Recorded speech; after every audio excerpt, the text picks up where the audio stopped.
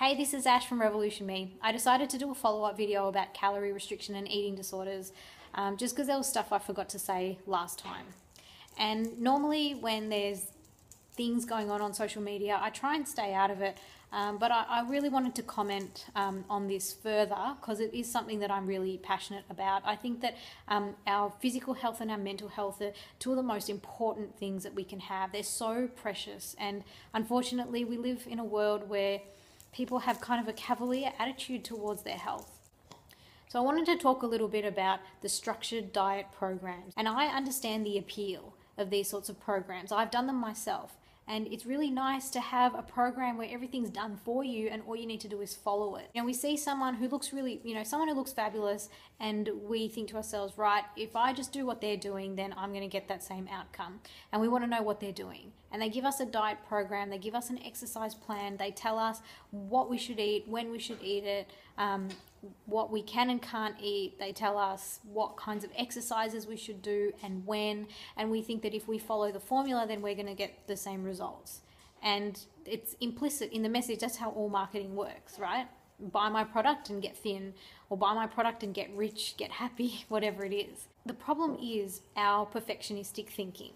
Okay, we've all got a part of us, a part of our mind that has this all or nothing type of thinking. And the more rigid a program is, the more structured it is, the more rules there are to break, the more likely we are to stuff up and fall off the wagon. And that's when our perfectionistic thinking can kick in, and we think to ourselves, oh, well, I missed a workout, or I ate something I wasn't supposed to, or I ate a bit more than I was supposed to, and that's it, we're off the wagon, everything unravels.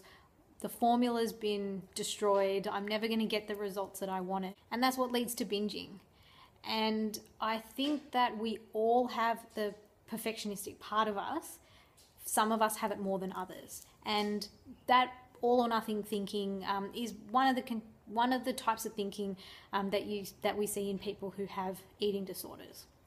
Now, if I was alone, and by the way, I'm the first to put my hand up to say that yes, I have some of these perfectionistic tendencies, and it's something that I've worked really hard to keep at a manageable level, because perfectionism can really, really mess us up.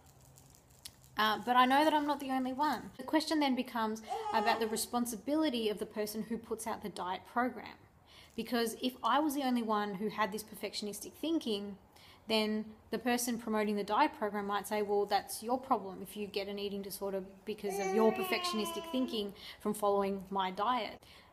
But the thing is, if you look at testimonials, some of these diet programs, even the positive ones, people have trouble staying on it. Like they say, I followed the diet and it worked really well, but then it was Christmas and, I put all the weight back on. So these kinds of diet programs, they're not actually sustainable in the long term. And those are the positive reviews. And then in the negative reviews, people will say things like, I followed this diet and my whole relationship with food got screwed up, and now I'm really obsessive about food, or I find myself binging all the time. So I know that I'm not the only one who has these perfectionistic tendencies, and from my clinical work, I know that's the case. So where does the responsibility lie?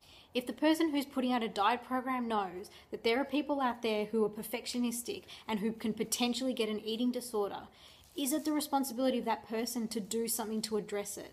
And I know that there's often all these disclaimers, things like pregnant women or breastfeeding women shouldn't follow the program, or talk to your doctor before you do this program, but maybe it needs to be more than that. Like maybe you've got a section on diet and exercise, and maybe the whole, the mindset and the psychology and the attitude component needs to be equally as big, if not even more so. So look, this issue I think is bigger than a lawsuit. It's bigger than someone's opinion on YouTube.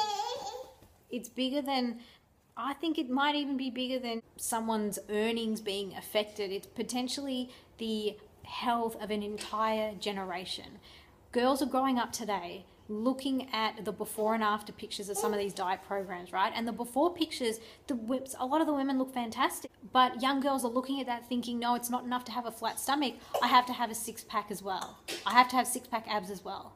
And I don't think that's, I don't think that's a healthy thing to be promoting. So that's why I'm so passionate about calorie restriction and eating disorders, because, our body and our mind are two of the most important things that we have,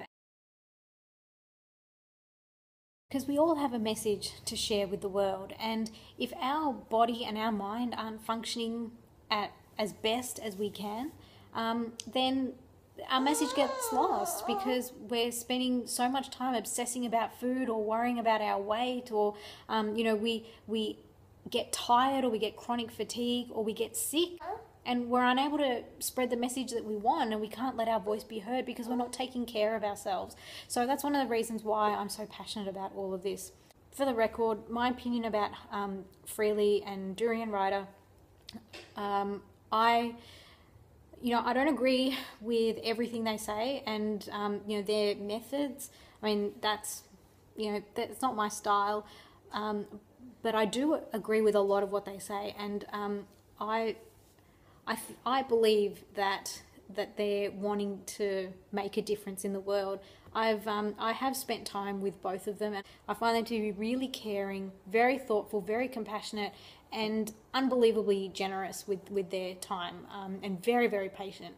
So I don't have a bad word to say about them. And I just hope that in all of the lawsuit business and people's income being affected and all these kinds of things, I just don't want the real message to get lost, and that is that we're more than what we look like. We all have something to say. We need to take care of ourselves to make sure that we share that message, because I think we all want the same thing at the end of the day. We all just want to be healthy and happy, and we want to make sure that the future generations are as well. So I trust you've enjoyed this video, and I'll see you next time.